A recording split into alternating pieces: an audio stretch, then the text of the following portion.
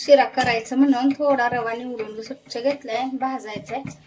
आणि बघा एवढी वाटीला रवा घेतला, एवढीच वाटी. आपल्याला साखर पण लागते आणि पाणी डबल लागते आपल्याला. तर आता 2 वाट्या पाणी.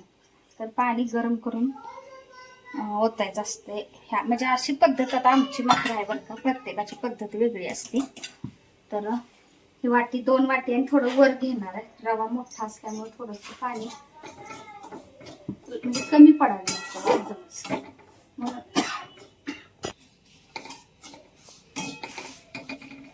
थोडा रवा भाजत आला की नंतर ना तूप टाकायचं. पाण्याला उकळी आली, इकडे रवा पण भाजून आपला तयार आहे.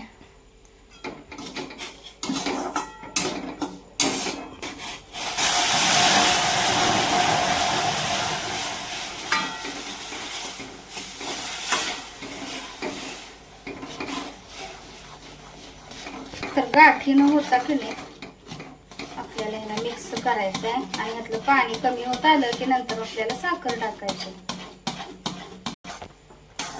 बघा पाणी सगळं रव्यानं सगळं पाणी शोषून घेतले. आता आपल्याला वाटीला जेवढी होती तेवढी साखर घेतली, पण मी थोडी कमी करणार आहे. साखर जास्त वाटायला लागली म्हणून मला. आणि साखर टाकल्यानंतर सगळं मिक्स व्यवस्थित करून घ्यायचं. एक वाफ काढली झाकून ठेवून की आपला शिरा तयार होतो. छान असा साजूक तुपातला असा मस्त असा शिरा. त्यामध्ये आवडीचा आपल्या कलर सुद्धा आपण टाकू शकतो. तर गणपतीच्या वेळेला ना कलर टाकून करते बरं का मी कायमच. तर शिरा बघा तयार झालाय आपला छान असा. आणि काय होते वरून ह्याला थोडंसं अजून असं तूप टाकलं ना शिरा तयार झाल्यानंतर की खूप छान चव लागते. मग तर असं वातावरण झालंय.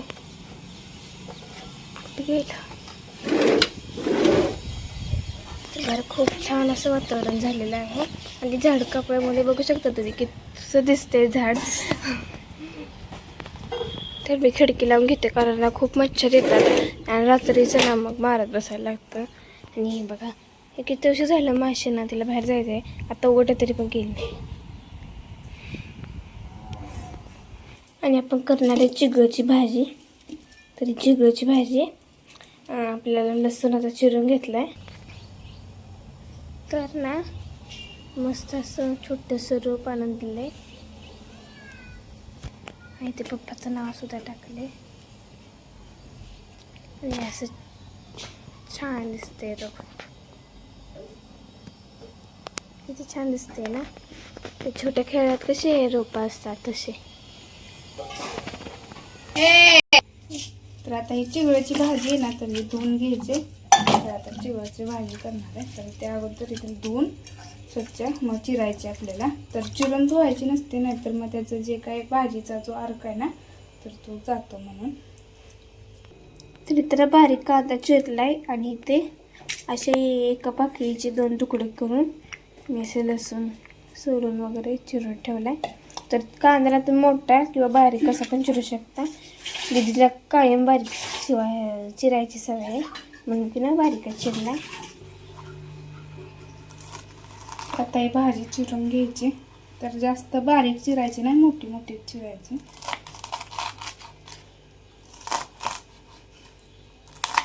तर इथं तेल तापायला ठेवलंय.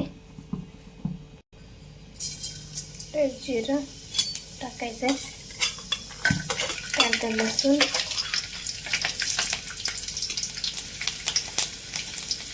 लसणाला लाल होऊ द्यायचं.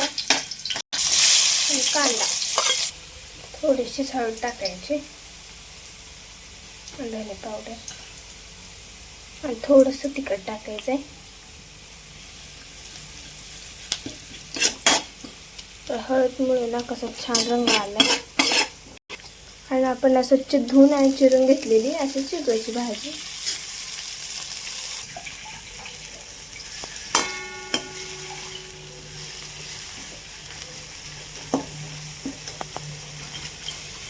त्यात डाळ डाळ टाकायचे. त्यात लाल डाळ टाकली.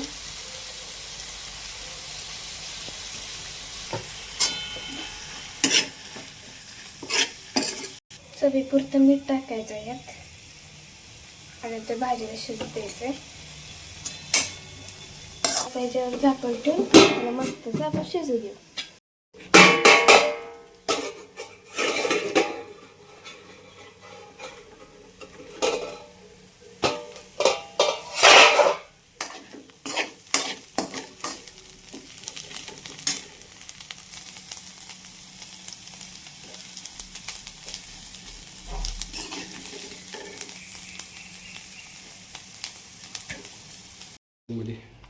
किचन मध्ये वापरायसाठी.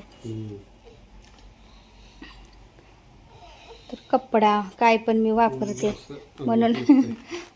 कितीच आहे ते? 176 ला किती पीस आहेत? एक मिनिट. कागद 20 पीस आहेत. 20 पीस मिळाले 176 ला. तर परवडते, काय हरकत नाही. छान आहे. तेच की. सामानी बघायला लागलं. सामानी पुढे वर्ष दीड वर्ष बघायला लागलं. कापडच आहे ना हे. लगेच पाणी सगळं हे घेते ना शोषून. आता वापर केल्यावरच कळणार. कळणार आहे. होय, बघू आता वापरल्यावर मी दाखवतेच म्हणा.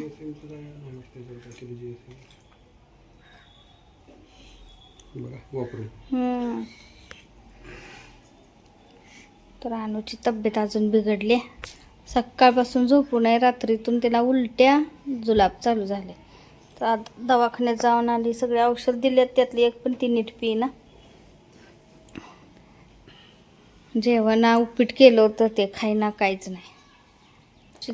तब्येत खराब असल्यामुळं रात्री 1:30 वाजल्यापासून तिला जे उलट्या चालू झाल्या, उलट्या आणि ताप. म्हणजे उलट्या काही जास्त केल्या नाहीत, 2दा झाल्या.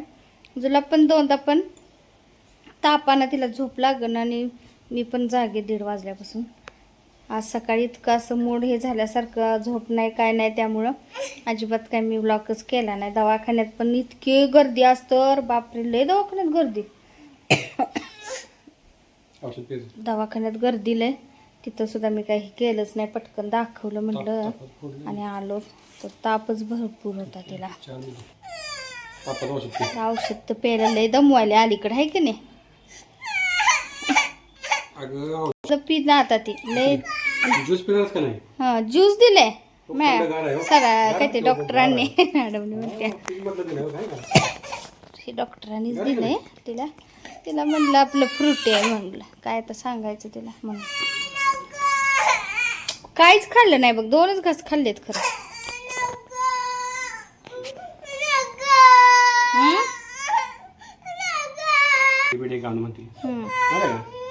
पी. ताप यायला लागला ना, तापाचं उलटीचं अँटीबायोटिक दिल्यात. आणखीन ORS तरी घेतल्या नाहीत पुड्या, लिहून दिल त्या. म्हणलं अहो पितच नाही म्हणलं त्यांनी. डॉक्टर म्हणले लिंबू सरबत किंवा नारळ पाणी द्या. मग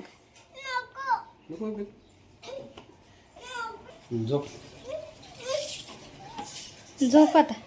सकाळपासून मी तिच्याजवळ बसले, तणूनच आवरलं सगळं काम. का तर ती मला सोडणच झाल्या. नाही येत उलटी, येत नाही आता औषध दिले, येत नाही. तिला सोडलंच नाही मी. तिला हात पकडूनच बसली होती आणि जरा हात सोडला की उठ लागली रडतच. मुलांना औषधं पाजलेत सगळी आणि खाली यांच्या मोबाईलचा आवाज इतका म्हणला आणि उठून बसायला लागली, सारखी रडायला लागली. म्हणलं इथंच तिला आपली वरती झोपवावं, शांत जरा वेळ झोपेल तरी. औषधं दिल्यात, थोडंसं खाऊ घातलं तिला गोड बोलून, मोबाईल देऊन काय करून. औषधाचा ते असर झोपल्याशिवाय तर काय होत नाही. म्हणलं जरा झोपलं. आणि ते फ्रुटी म्हणून ते म्हणलं ते एनर्जी ड्रिंक टाईप, म्हणजे लहान मुलांसाठी असं होतं डॉक्टरांच्या सल्ल्यानं. म्हणजे डॉक्टरांनीच दिलं होतं ते. थोडंसं एनर्जी तिची पूर्ण हे झाल्यासारखं झालं ना, ताप उलटीनं नेलं, त्यामुळं सलाईनची काही गरज नाही म्हणले होते. ते द्या, त्याने येईल कमी. पण पिनच झाली. आता बघू थोड्या वेळानं बरं वाटेल, जरा झोप काढल्यानं. नंतर म्हणलं पाजावं, फ्रीजमध्ये ठेवलं तर चालते म्हणून सांगितलं होतं. आणि काल ते परवा यांचं फ्रेंडशिप डेचं हे साजरं आपलं साजरं काय जास्त नाही पण चालू. मग त्या दिवशी काय आणलं नव्हतं म्हणून त्यांच्या क्लासमेट्स होत आहेत ना, त्या ताईंनी सगळ्यांनाच म्हणजे अशी दिल्यात तर ना छान आहे झाड. तर सगळ्यांचे असे कलरमध्ये हे करून तर प्रत्येकाला नाव वगैरे असं. तर इथं यांचं नाव टाकलंय आणि खाली लिहिलंय सांगोला ग्रुप आणि असं नाव टाकून वगैरे सगळ्यांनाच दिलंय.